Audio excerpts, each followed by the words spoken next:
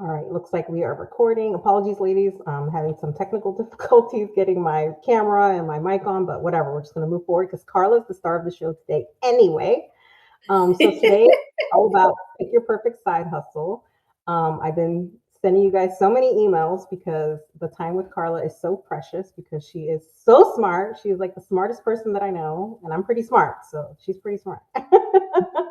And she can just listen to you, talk to you about what it is that you like to do, what your passions are, and she can spit out a business idea for you or multiple business ideas in like random minutes. And it's just amazing to me.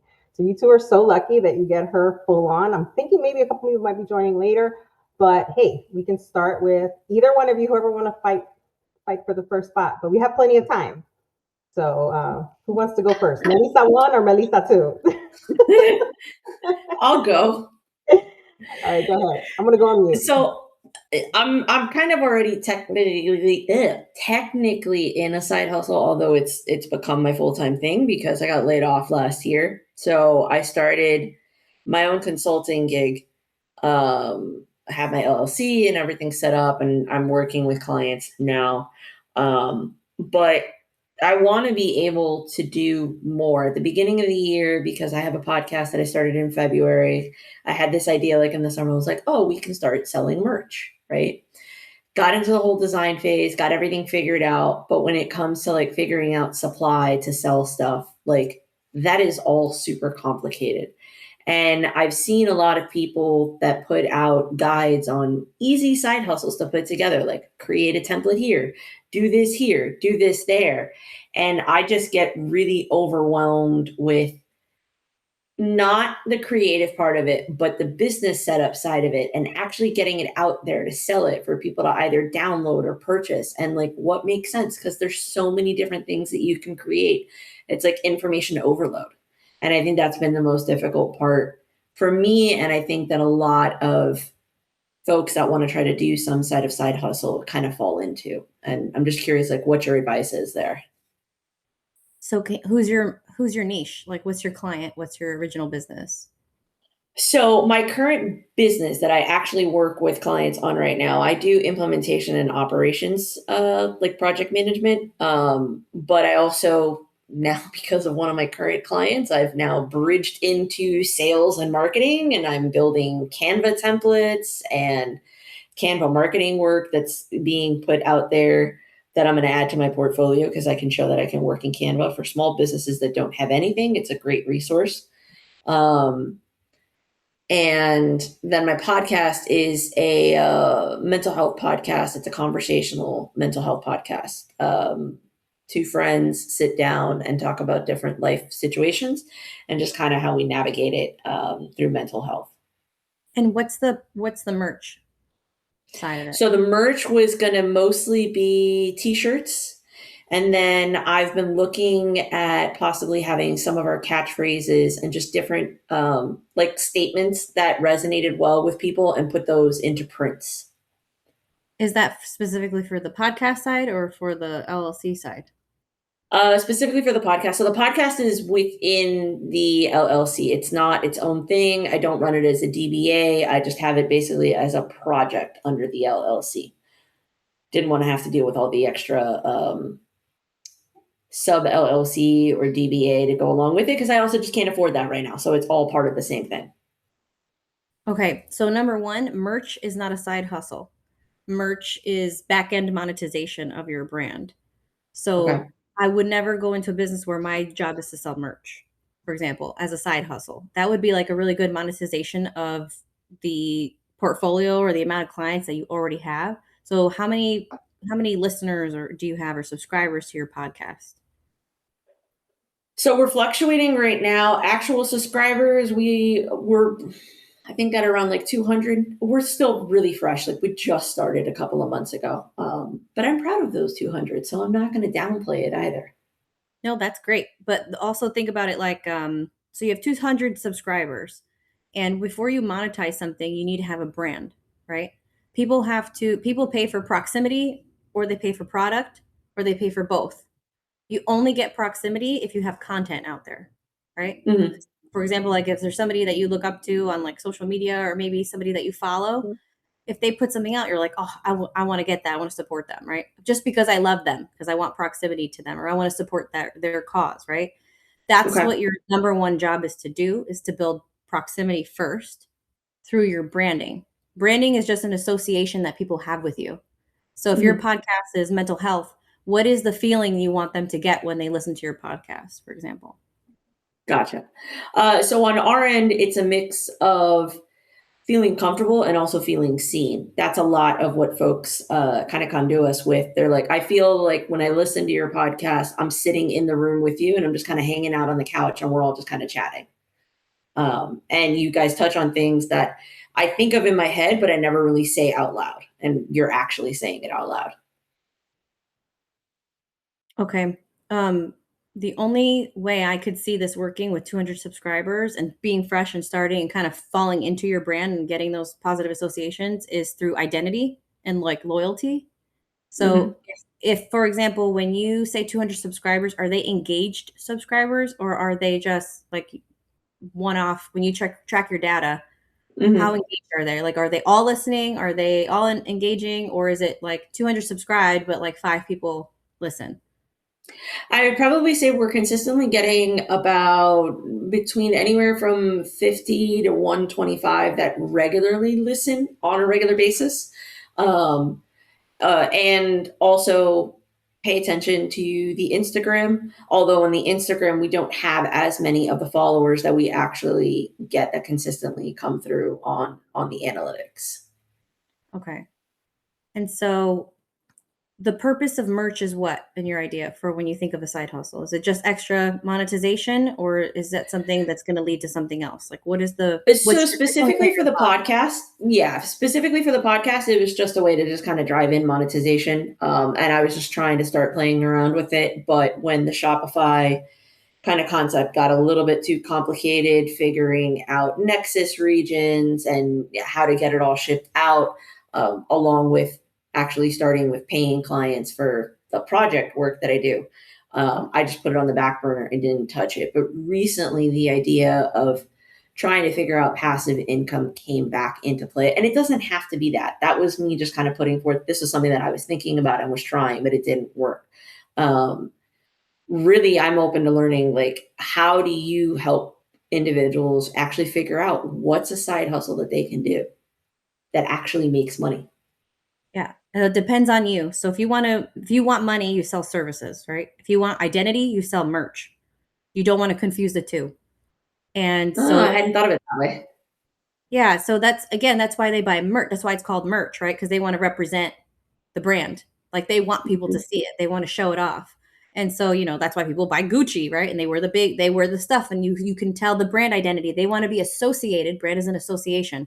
They want to be associated with that type of brand. If you think Gucci, you think luxury. I want to be associated with luxury. So I'm going to throw my, high ticket items out there and look expensive and look like I'm luxurious.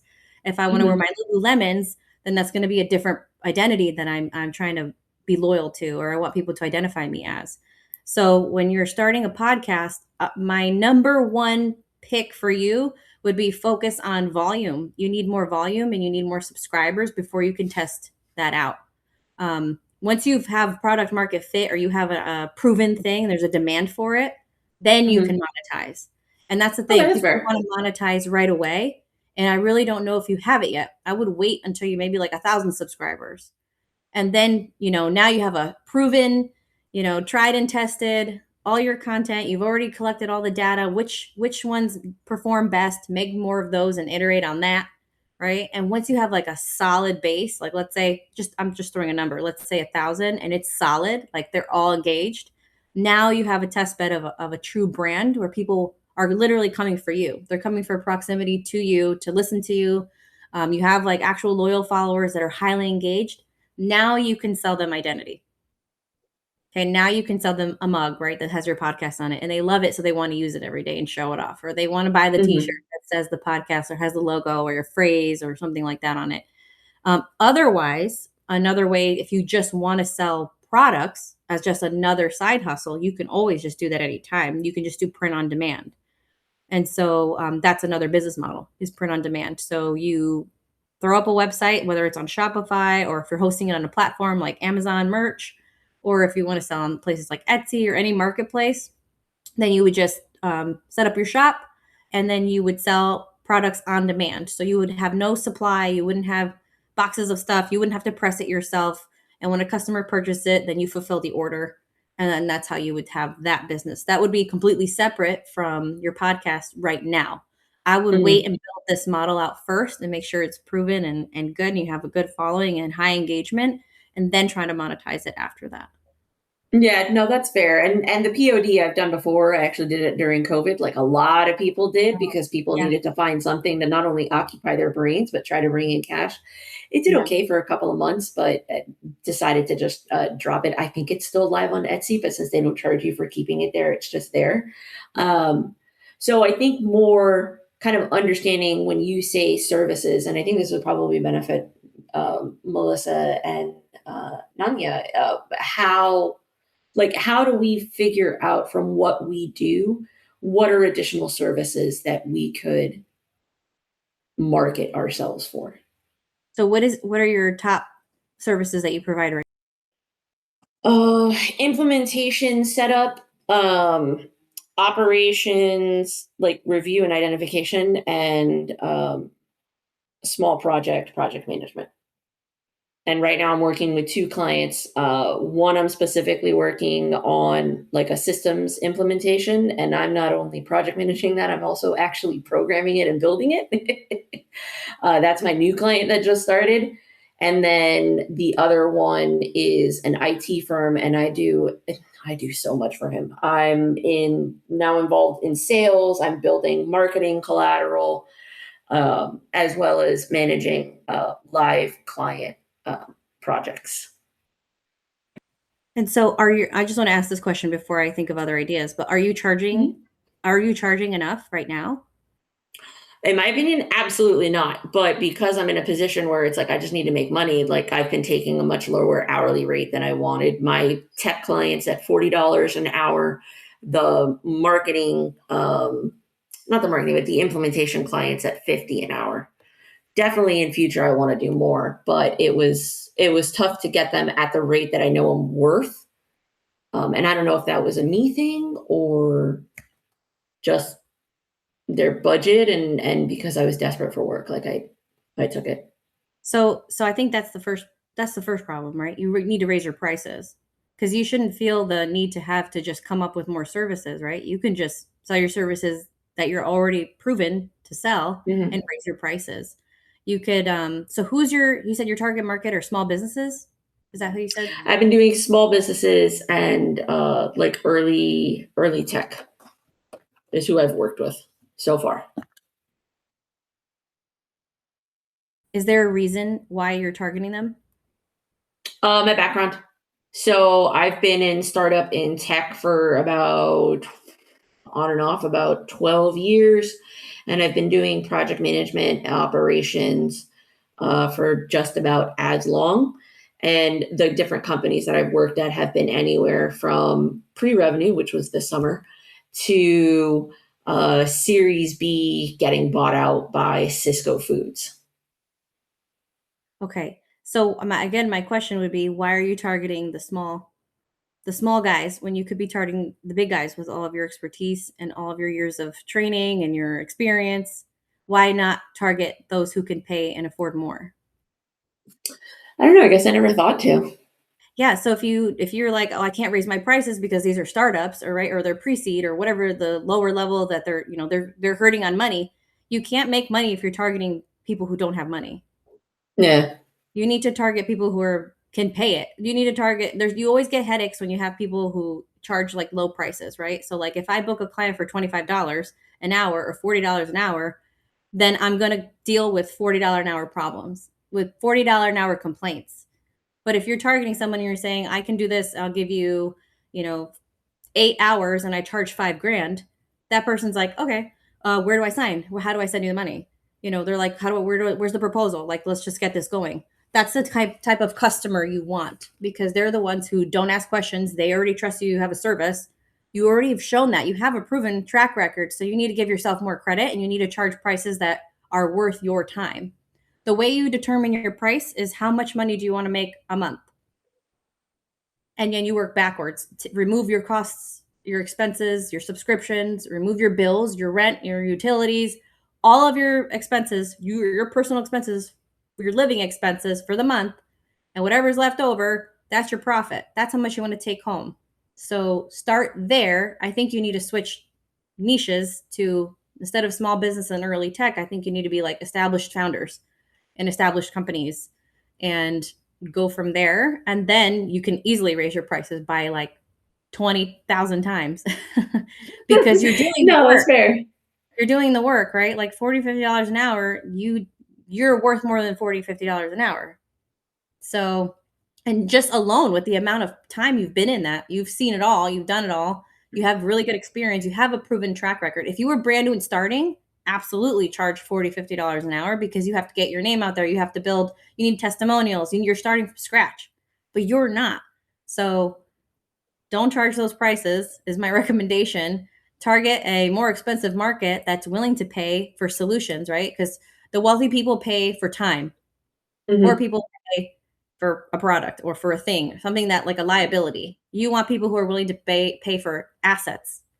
And so that's who I think, that's where I would start. So without even having No, to go that's into fair. anything else, like I would start there, like fixing the business you already have. And you can easily optimize it. That's easy. You just literally start emailing and messaging the next niche. And before doing that, I would definitely go back if you haven't and get testimonials and get all that, great data from your previous clients. So you can come easy, like with here's my referrals, here's my testimonials, here's my proven track record. This is what I've done, and just like knock out that solid pitch. And like, this is what I can solve for you, and go ahead and just go for the whales. Yeah. Thank you. I appreciate that. I think that more than anything, I think that's been what's holding me back. It's also just giving myself the credit that my experience comes with, and the frustration that I've been feeling, especially with my one tech client who I adore. Like I really like working with him. He drives me crazy, but I like working with him. Is because I know I'm doing so much, I know I should be getting paid more because I'm like, you have me touching just about every area of your business, short of accounting and HR. Like I'm in every other area of your business. And for what you're paying me, it's not really fair. So Yes. I appreciate the tough love and the push to kind of recognize my own value. So thank you for that. But I will go on mute to give the other ladies an opportunity. So thank you very much. I appreciate it. Oh, that's fine. I just want to add one more thing. So like, Yeah. you gave me like 4 services just off the top of your head. So I know there's probably more, and there's probably like bundled stuff that you do within there, but you could even offer your services like that. Like you could be like, one is systems and ops, audits, and like this is all, and then that's its own thing. It's just an audit. You know what I mean? Like that's a whole paid thing. Like you could be like $300 just for me to sit here and audit with you for a 1-hour call. That's it. Like that's your discovery call. It's also paid because now you're labeling it an audit. Right. So you could do that, and then you could have your implementation, right? And it's like, I'll implement it in whatever, 14 days or whatever works for you in your system. I'm not sure how you guys do that on the back end. And then that could be like, and it's, X amount, $3,000, there's the implementation stage. The goal is to keep that customer's lifetime value for as long as possible. Right. And then you could have the sales pipeline and follow-up setup. That's another thing that they add on. These are all add-ons. Right now, they're the individual services, right? You want them to stay with you, and that trust is huge. They're like, oh, she already did this and it worked because you actually know what you're doing, right? That's the difference between a scammer who they're going to pay money for and be like, dang, now I got to go find someone else to do the rest of this. You're with you. That's it. It's a one-stop shop, but you have to add on to that, right? Like, so I start here, I do your audit. That's paid. That's just a call, and we're spitballing and figuring out. That's most people's discovery. You monetize that, then you go into the second phase, implementation. You do it for them, you do an amazing job. And then you're like, and by the way, if you want me to go ahead and hit up your sales pipeline and follow-up sequence, I can do that. That's another add-on. That's another $750 for 3 hours to do that. And then your last thing would be like the fractional ops, which is kind of what it sounds like you're doing, like integrated support. And oh, by the way, that's a monthly retainer. So if you want, I'll take care of all of it. You can keep me on a retainer for $1,500 for early tech, and for $1,000 for small businesses, for example, if you did want to stay with those. There's a way to stay with your client base, but raise your prices and consider them all add-ons rather than I just do everything for one price and by the hour. Stop charging your time by the hour and start charging it by the service. And people will value your time more and you'll get more of your time back. And so just that would be, if you wanted to stay with your current client base, that's how you would have to do it. Or if you just wanted to go ahead and jump to the next level, then go for the people with more money in their pockets to spend, to invest. No, I definitely appreciate option A kind of visual, because that's the one thing that I've realized is I don't like the fact that I'm working so many hours. Like, I want to be able to do an output of top quality without it having to be full-time hours. So I really appreciate that view of it. And I had started dabbling in that when I first started kind of trying to put my stuff together. And I just kind of let it drop because I didn't keep pushing it. So now that I've heard it again and it's come up again, clearly, it's the universe trying to tell me, hey, you got to shift. So thank you. I appreciate that. No problem. That's exciting. I'm excited for you. I think it's going to be a lot better. I told you Carla was awesome. There's 1,000 ideas. Okay, so I wanted to keep track of the time, so I'm glad. I was just trying to keep it until 30 after, so we're doing good. So Nanya, thank you for joining, but I think we're gonna hit Melissa next. And I have already kind of explained some of your background to Carla, so if you want to explain a little bit, or she kind of already knows. She already has ideas for you.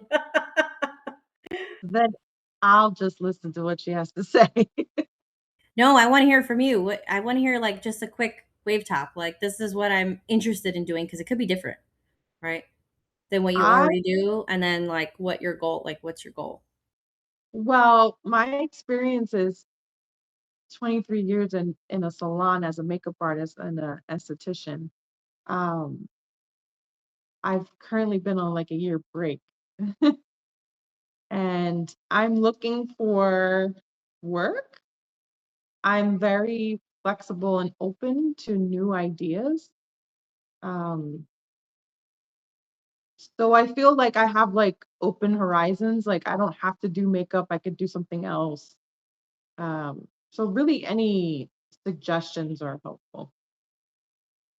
Well, one thing that's missing is, what do you want to do? Right? I think, would you?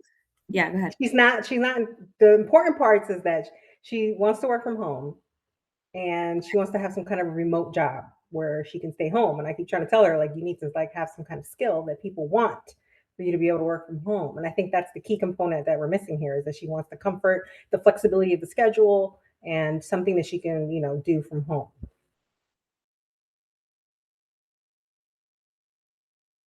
And you don't care if it's makeup? Correct. Yeah. I'm open to trying something different. So what's another skill that you have that's not makeup?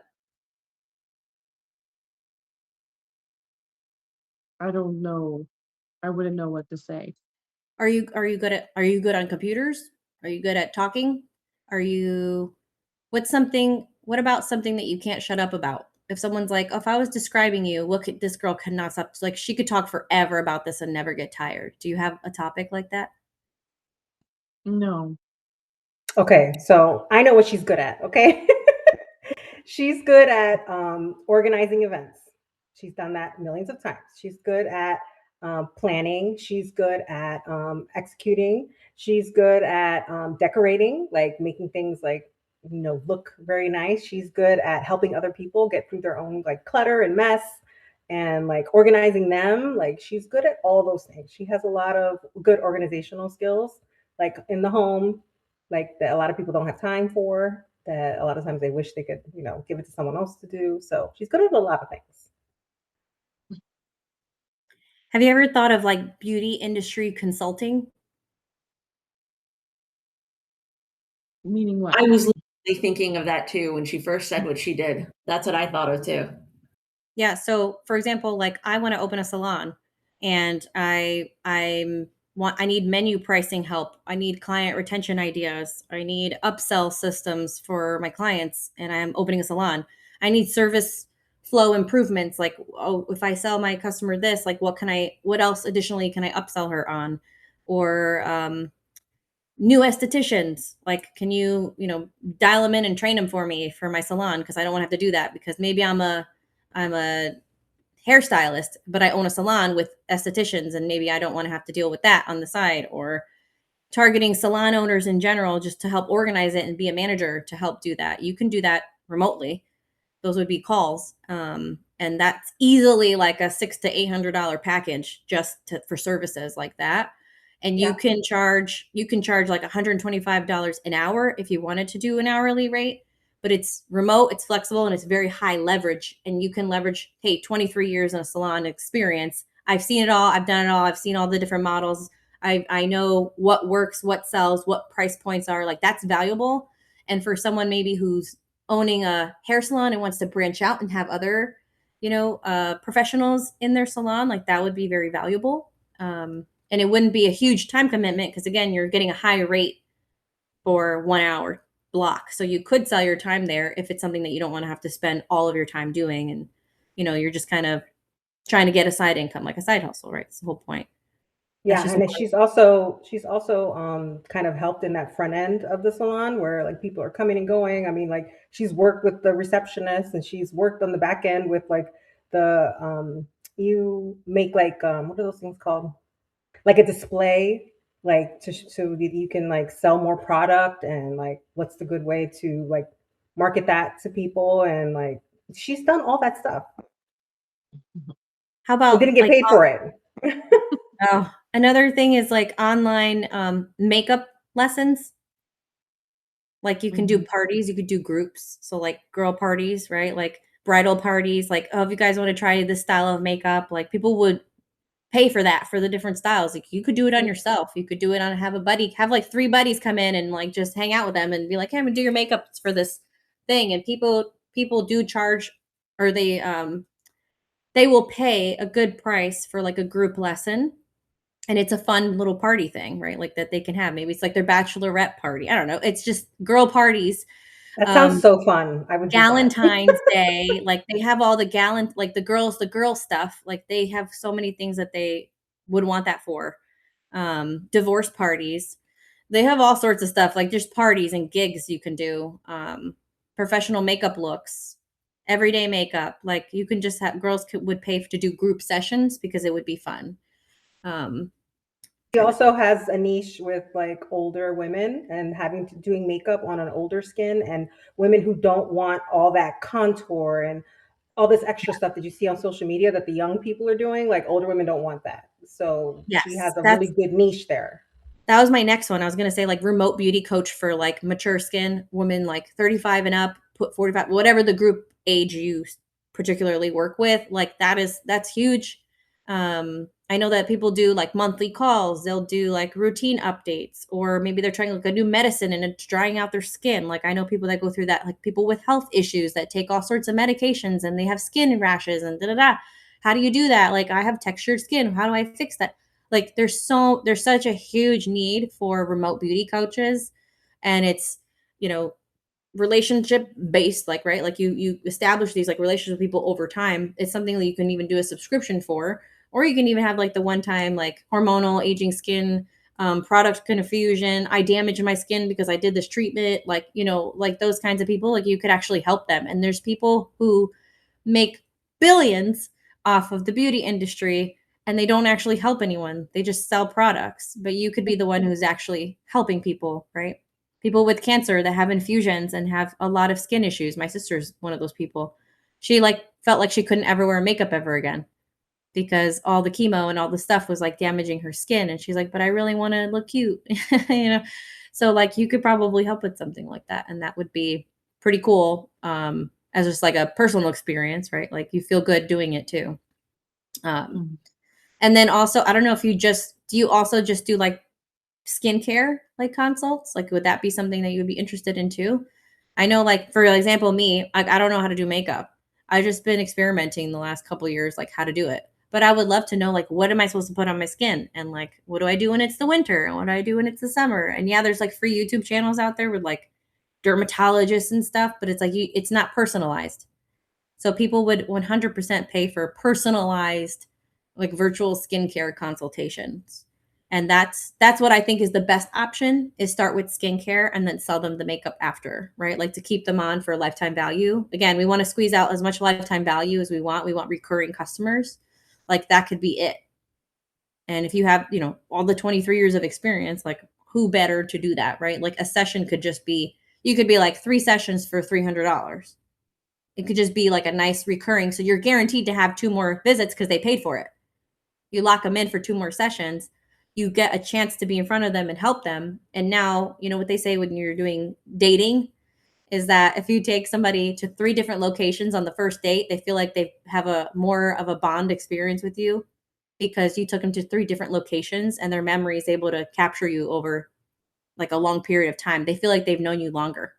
So if you want a dating hack, take somebody to 3 different locations and they feel closer to you, like they've known you forever.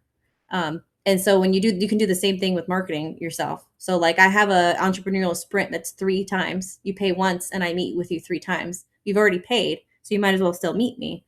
And when I meet with them the second and third time, it's like we're best friends. Where they're like, "Hey, and this is what's going on today." It's more personal. So you could always do that too. You can sell a package for like 3 sessions for X amount of money. Thoughts? I'm writing everything down. I think those are all good ideas. I hadn't thought about a skincare option. My mature skin is like 50 plus. Okay. Really even like 70, 80-year-olds.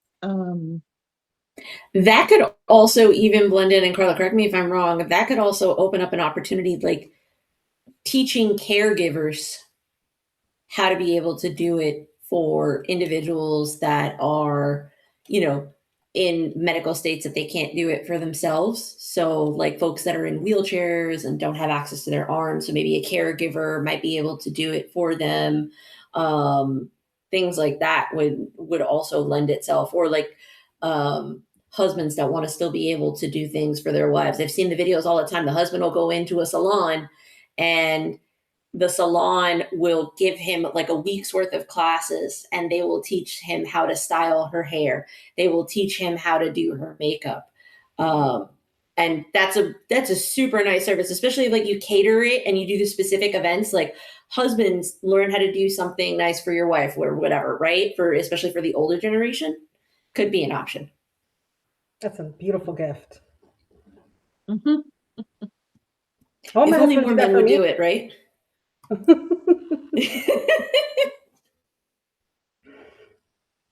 All right, so I want to give everybody else time. So, Melissa, where do you feel like you're at? You feel like you have questions? You feel like you want to think about it? What do you want to No, do? I'm good. Yeah, I'm good for now. I can listen more. All right, she gave you tons of great ideas. Mhm. High ticket. I Mhm. think one thing that I've noticed in general working with women, and even for myself, because I'm one of those too, it's really hard for us to charge what we're worth. And we really feel bad. Like, oh, what if people can afford that? And oh, I don't think is it really worth that much? And is anyone going to pay me to do that? And it's kind of like this constant thing we have in the back of our mind that we feel guilty about and we feel bad Especially as about. Latinas. Yes, that too. That adds I to can, it. I can probably speak a little bit to that. When I hit like 20 years in the industry, there was a big shift and I was working with a lot of younger people. And I was thinking about how much I was getting paid, and I know that my experience is worth a lot because of dealing with so many different clients and knowing that those young people don't know what they don't know. And so I took the initiative and went to my owners and my bosses and told them, I'm your most experienced person. I should get paid this, and my title should be this. And the thing is when and I think Carla touched on this, when you discount your service, you get more difficult clients, period. Mm-hmm. They Very want to true. nickel and dime everything because they have to make sure that they get the value that they think they're spending. Whereas someone that has the money and just wants somebody else to do it, that's worth it to them.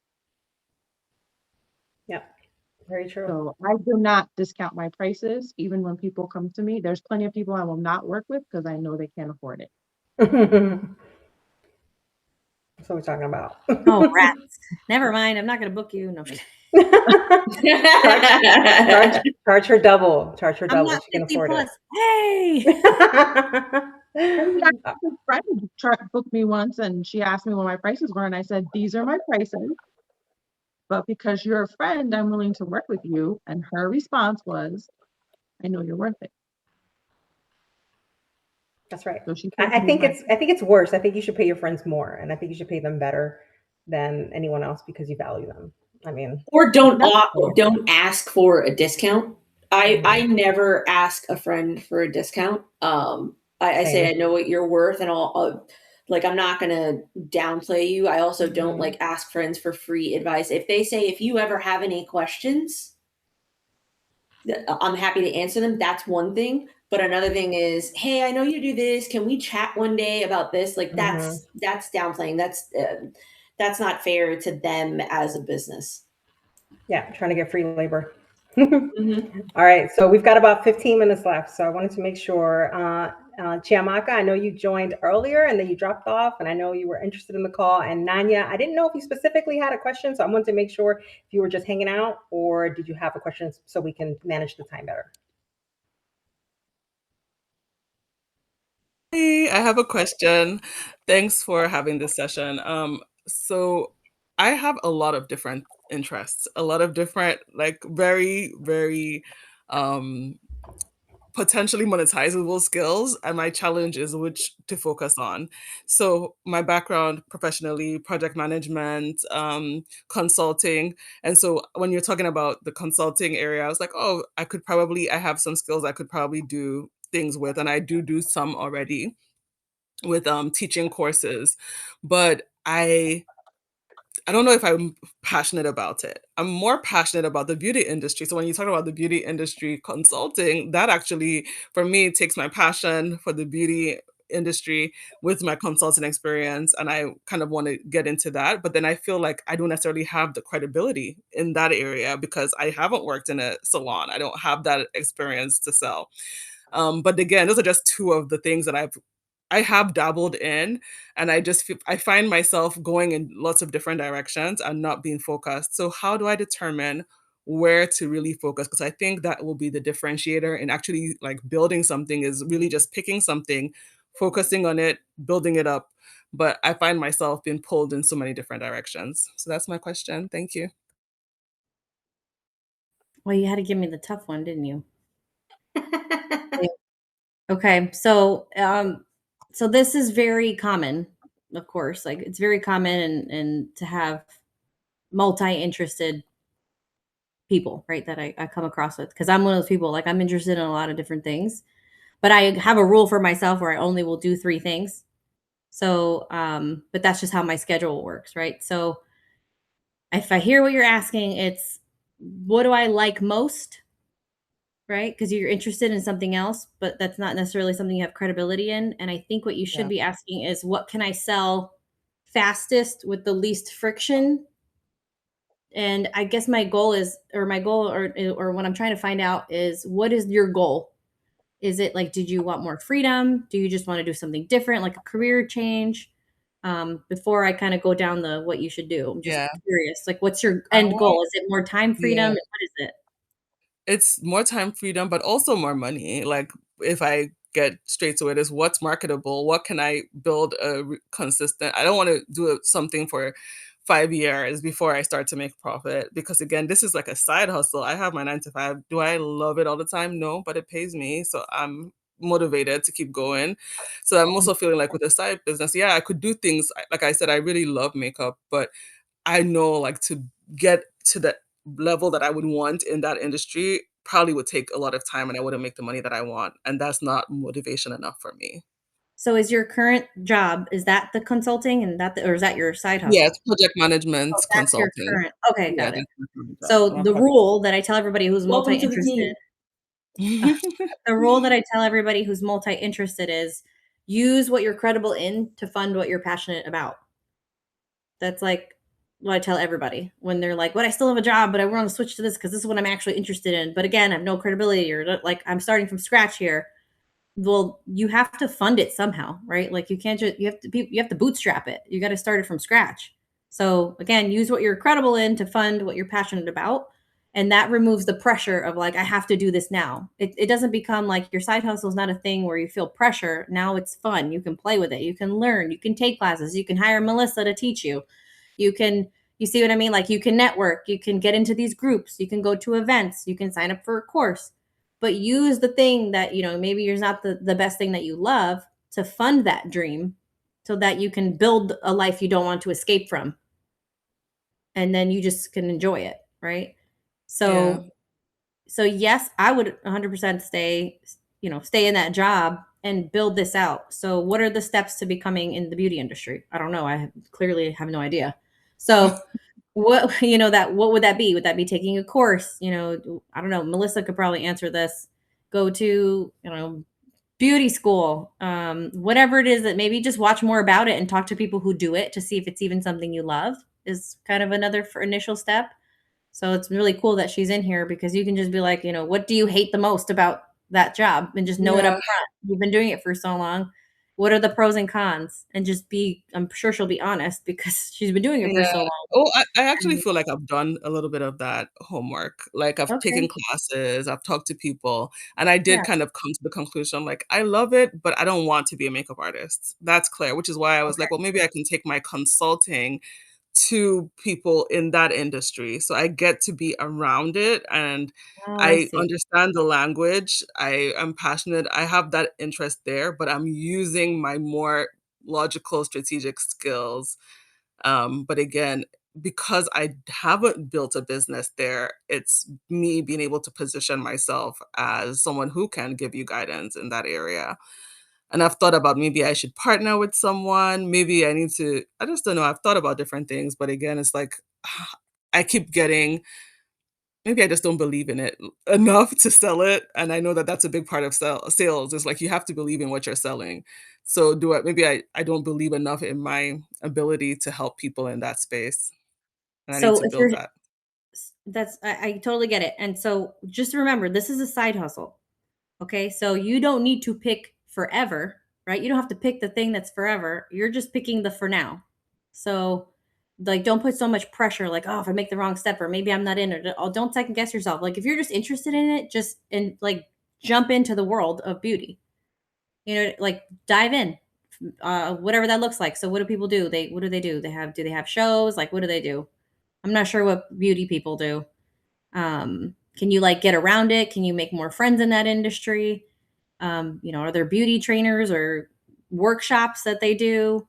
Like, how do you get yourself around the beauty industry just to begin with, just to start networking, to get to know these people better? And then you find out easily, like, are these my people? Are these people that I can work with? Can I apply PM to their problems, right? Because you have to solve a problem at some point, Mhm. right? There has to be a problem that you solve, which is what people pay you to do. So if you Yeah, haven't been around it, just learn about it. That's like the first thing I would tell you to do. Learn about it. You've already started talking to the people and doing your research, but now you need to actually be in that world. So whether that's, attending events, maybe they have like events that you can go to. I don't know, maybe even like brand events, like if there's a beauty brand that you might want to work with, I'm sure they have plenty of consultants that they would need, or project managers that they would need for beauty brands, right? There's positions alone that are just fractional ops for beauty brands. Like you could easily do that. that You makes a lot train of sense. companies, basically. You can train the company on how to do that. Multi-location studios is another one, like people that have studios throughout, the Mhm. region. You can work with them. You can be their project manager. You're still around the beauty industry, but you're still doing what you're good at, right? Yeah, But you need to integrate yourself into that environment in order to know it better, to know if you have a problem to solve or something that that's you would even helpful. enjoy doing. Does that make Yeah, sense? yeah, it does. Thank you. I hope that helps. Yeah. So my advice is learn client pain points, see what they pay to solve those problems, understand like regulations, because I'm sure skincare has its own, you know, regulations and ideas, build relationships in there, and just collect case studies. Like, this is how this company's doing this, and like learn, this is how this company is doing this, and this is what I can solve. Or this is a gap. You might find a huge gap in the market that doesn't even exist yet that you could solve, that people didn't even know they needed. And if Yeah. there's no better thing to sell than, so I've heard this somewhere, trying to remember where I heard it, but it's like, if you can explain to someone their pain and you can explain it better than they can, like you can describe it in even greater detail than they even can, like you're sold. Like you're just in their head, like you can articulate it even better than they can. So if you can do that, I think that would be great. And look, you have a person already in here that can. I was just going to say, my sister knows all the pain points because I've heard all the complaints over the last 20 years. I'm curious, when you say beauty industry, what do you mean? Like, you you don't want to do makeup though. So what is it that you've been doing so far? I'm not a makeup artist. Mhm, So and I don't want to be a makeup artist.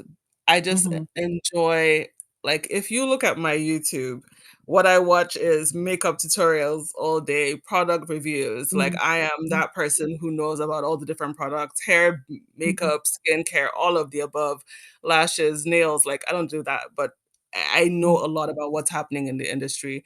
So I think again, it's just more of an interest versus me wanting to get. I have done training on certain specific processes, but I haven't wanted to pursue it full time.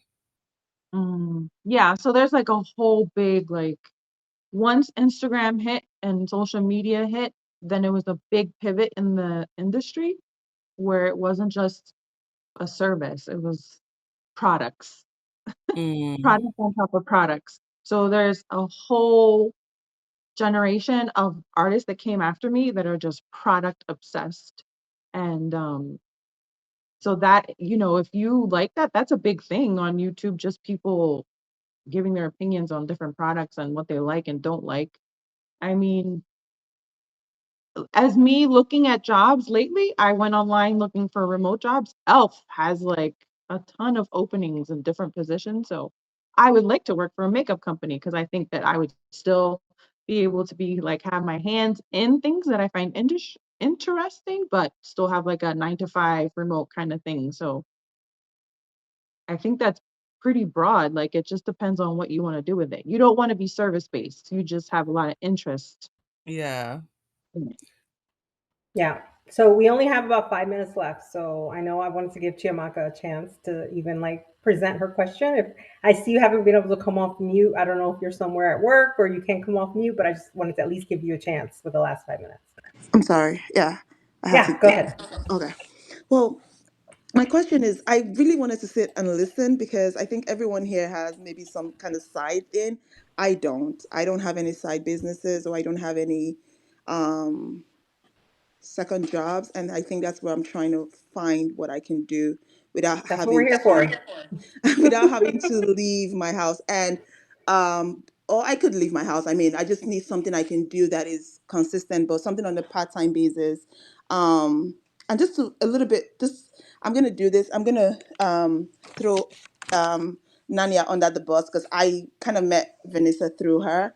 She's she's not very like she's really good at makeup. I think she's also good at actually doing makeup. Like she did my sister's wedding makeup and my mom's. Like she's so I just wanted to say that out there. But she's but Don't she's waste your time on Nanya. We're talking about you. Let's yeah, go. yeah. But oh, What I'm are you good sorry. at? What are you So interested in? what am I good at? What am I interested in? So I right now I do compliance for a non-profit um organization, which takes a lot of my time.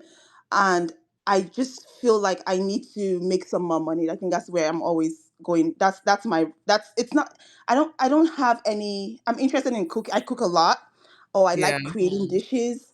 Um I love like someone was saying something to me about organized spaces and I'm just like, ah no, I don't think I'm good at that. You But are. If I just jump in real quick, because again, you said this about what your friend is good at. Chamaka is really good at organizing.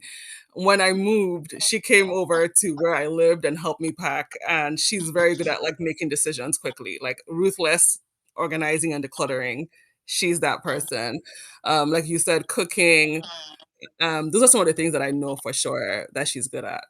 but I don't know how to make that into a business. That's another thing. So That's I why mean, you're here. yeah. So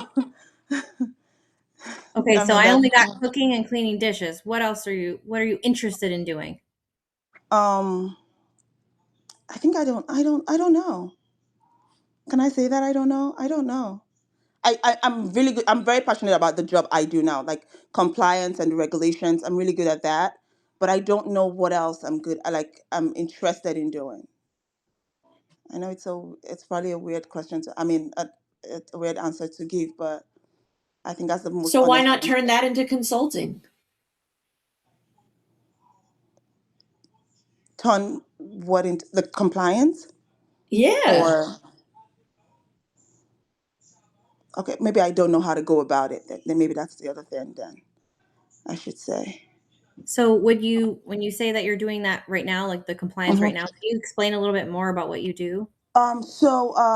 We get we apply for grants. I have a grant writer that applies for grants, and so when they're applying for grants, we have obviously rules we have to follow, and so every rule, like everything about CFR 20 that has to do with grants, I basically have to create policies and procedures for the organization to use to create. I mean, to do to carry out the grant or to use the grants rather to use the funds. Okay, and are you like contracted? Like what, are you on salary? No, Like I'm salaried. salaried? Yeah. Mhm. So one of the huge things that when I talk to people is the most successful businesses come from three places, right? A pain point, a passion, and a profession. Okay. So that's your profession. You can easily monetize it, do exactly what you're doing now, except do it for yourself. Okay. And so you can do that remotely. You can do as much or as little as you want, right? Like everything that you're doing right now, you could just be an independent contractor and do the same exact thing. Except now you own your schedule, right? Now you can work from home in your jammies. Now you can do exactly the same thing, um, but you're doing it for yourself and running your own business. Have you ever thought about that? No. Okay. I don't think Yeah. I'm bold enough for that, but no, I've not thought I, about I think maybe what scares you is marketing yourself. that. That could be it too, yes. Yeah, because you know how What to do this work, but how do you sell it? Yeah. I'm not sure how to sell it, but yeah. I think that's the easiest thing you could do is market yourself when you have proof, right? So Okay. you've already worked with, is this like one company? You said, I'm sorry, I was trying to listen to you. Yes, it's one company, but it's a non-profit. Yes, it's not one company. I've just worked for one company. I'm the compliance manager for them. Okay, yeah, and you can sell those services across any of their industries. They could even refer you, right? Like, is there anything in your contract that says like you can't have a side job or you can't like work for someone else? Are you exclusive to them or can you also do the same exact thing and then target other companies? Um, I can work on the same kind of grants for other companies. Yes. Okay. So then you don't really have to market yourself. You can just look for the same type of industry and just Hmm. cold call, right? Cold email. You can go over there and be like, "Hey, you guys looking for this? This is what I currently do here. This is what they already paid me to do. And, do you guys have a need for it?" You could just call them. You could literally just make a cold calling list and market yourself that through direct outreach. And you could also do referrals, right? Businesses that you've already worked with or people that you've already established this with. Mm, It's really just a relationship business because you're already in it and now you're just doing it on the side. yeah. You can also do like warm outreach to other nonprofits since you're already, you know, Yeah. doing that. Yeah. And it kind of makes you like the authority in that space. Yeah. It's like you're Yeah. already What doing about it in profession. what about something like Upwork, where you can the website Upwork, you can put yourself on there and say this is what I specialize in, and then people can reach out to you. Oh, I can do And that. Yep. have you heard of it? Uh, no, I've not. Check it out. It might be Okay. something easy that you can like put yourself out there to say, hey, I know how to do this, and then Okay. people can reach out to you Okay. to Yep. get you Or started. Fiverr. Fiverr. Fiverr. But Yeah, yeah, I've if heard you're of in the Fiverr. industry, you can cold email them. You can just be like, hey, do you need someone that does XYZ? Ask Mhm. ChatGPT to be like, hey, this is what I want to do. This is what I want to ask people. Can you help me write an email to cold call them? Da, da, da, da. Like it'll help you. It'll write it for you. Yeah. Okay. I'll try the Upwork for sure.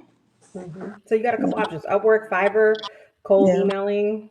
People that you already know in the industry. Maybe you've got friends in the industry that you can kind of lean on and say, "Hey, you do X, Y, and Z, or you work here. Would you guys need this?" Mm. Because I Usually think you know how to when do people, stuff. It's yeah, just when scary people to put reach yourself out out to me there. from, I'm very scared to put myself out there for sure. That's what I hear in your voice. Yeah. So try to do it the easy way. Try with people that you already know, or just something simple like Upwork or Fiverr, where you don't have to really put yourself out there that much, but it can be a little toe in to get you wet, and then you'll Okay. you'll get excited from there. And But that's yeah, why I we're like just cold emailing too, because you're yeah. not calling them on the phone. You're not speaking to someone. It's more of like you just send it and forget it. And if somebody does reply, then there you go. You throw out 1,000 emails to all the Mhm. local places, and then that's it. That's you just send it to all of them. And so Yeah. it's really not, you don't feel like you're putting yourself out there because you're not like on the phone or like walking around and talking to people. I think cold emailing is probably the easiest one for you to get you kind of to get there in baby steps. Okay. Mhm. Yeah, and I think the focus of this call, what I'm hearing over with everyone, is just like, wow, I didn't know I can do that. Wow, I didn't think I should do that. Oh, I didn't never thought of that. And it's like something that's like Carla can see so clearly, like, yeah, you can do it. You can charge more. You can reach out to these people, but it's us who are scared and we're afraid to like take the leap or like, be rejected or whatever. But that's a part of having a business. Like it's rejection is part of it. So you have to be able to deal with that. But you're good enough. You know what you're talking about. You just have to do it. Or like I like to say, have the confidence of a mediocre white man. Because those mediocre men, they think they can do everything. So you need to channel that confidence of a mediocre white man, and you'll be good to go. So I Right. was just thinking that, but I did not want to say it out loud. And if you want to rephrase that, another lady that I No, know really well says, not rephrase gonna it in your rephrase. mind of lean into your own power and realize that if you've ever had a moment at any given time where you know you could do something better than somebody else did it, you have to try to do it because the moment you do it once, the better you get. Do you have any idea how many mediocre white men have podcasts that should never have been allowed to have a podcast? So many. I sat on doing a podcast with my friend for 2 years. We finally did it. And the first 3 episodes were absolutely terrible. And then little by little, you just kind of get into your groove and you start figuring out what works for you and what doesn't. And some people will listen to it, some people won't. I never thought anybody who wasn't a friend of mine would listen to it. And we've gotten fan mail from somebody that found us in the middle of like the Midwest. And she listens to us all the time now. She's like, I wish you guys had more episodes, but we both work full-time jobs. So it's like, we really can't. So you never know. Yeah. Yeah, just gotta put yourself out there. And I know we're 4 minutes over time, and Carla's a very scheduled young lady. Yeah. So I don't want to take up too much of her time. But I do appreciate you, and I wanted to give you a chance to plug your website and all your offerings so that people can Oh, get in contact with you if they want. Okay. Let me do that.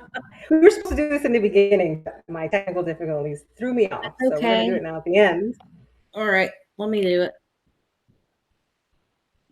Well, I don't have that problem. I charge crazy prices and I have no problem telling people no. And if I don't want to work with you, I don't, and I will charge you a lot of money. So I want to be you when I grow up. because that's my We time. all want to be Carla. I don't have to pretend to be anybody else besides me. And I just feel like the only person I need to beat is myself. That's my own metric. I don't really care what anybody else is doing. And Mm. if you see a demand for something, then you have a market, right? Like if there's a problem to be solved, then you can fix it, then fix it and charge people money to do that. And if when you're in it and you're grinding because you're a business owner, and if you have the entrepreneurial mindset, and not all of you will have that, that's fine.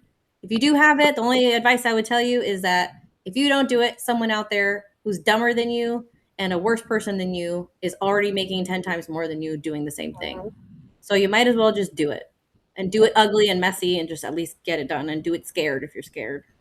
I'm so glad you just said that. That's my catchphrase to anybody that's like worried about doing anything. I'm always like, do it messy. It doesn't Yeah. matter. Yeah. I gotta Just do it. Same thing. I So did the there's same my thing. website if you ever want to message me. And yeah. Carla's awesome. Thank She has you.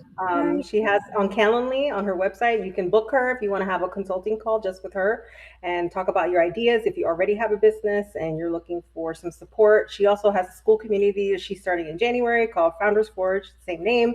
So she's going to be helping business owners. So even if you don't maybe necessarily need her now, maybe in the future, she could really help you out. So she's a great resource. So I'm glad all you ladies were able to get together. I think we all kind of touched on things that the other person needed, which was kind of funny.